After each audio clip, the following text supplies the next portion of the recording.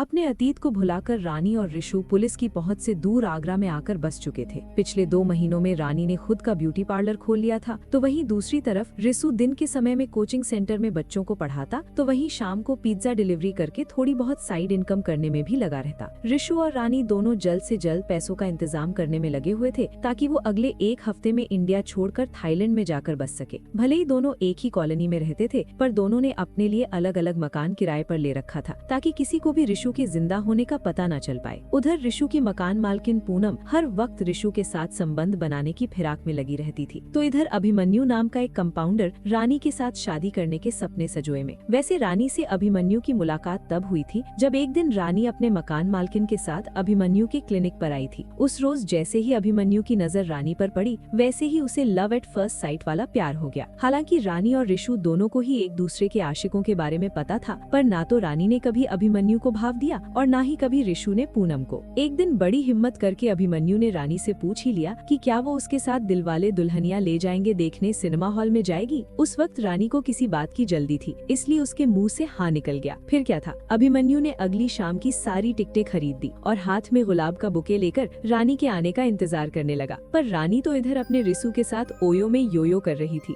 बेचारा Abhimanyu cinema hall के बाहर इंतजार ही करते रह गया। तो कुछ इस तरह से रानी और रिशु की जिंदगी कट रही थी। एक शाम जब दोनों बाजार में एक दूसरे से बात कर रहे थे, तभी एक चोर रानी का पर्स लेकर भागने लगा। रिशु उसी वक्त उस चोर के पीछे भागा। तभी रानी ने देखा कि इंस्पेक्टर अभिजीत भी उस वक्त उसी बाजार से गुजर रहे थे। इंस्पेक्टर अभिजीत को आगरा में देखकर रानी के पैरों तले जमीन ही खिसक गई, पर किसी तरह खुद को संभालते हुए वो अपने घर लौटी। तभी दरवाजा खटखटाने की आवाज से रानी का दिमाग ठनका। जाकर देखने पर पता चला कि इंस्पेक्टर अभिजीत रानी का पर्स लौटाने आए थे। इंस्पेक्टर अभिजीत ने रानी से कहा, कसौली का क्या है, कमाल का क्लाइम था। वैसे मैंने सुना है कि कोई आपको बहुत दिनों से ढूंढ रहा है। भूतकाल भगवान भी शायद इंसाफ का इंतजार कर रहा है।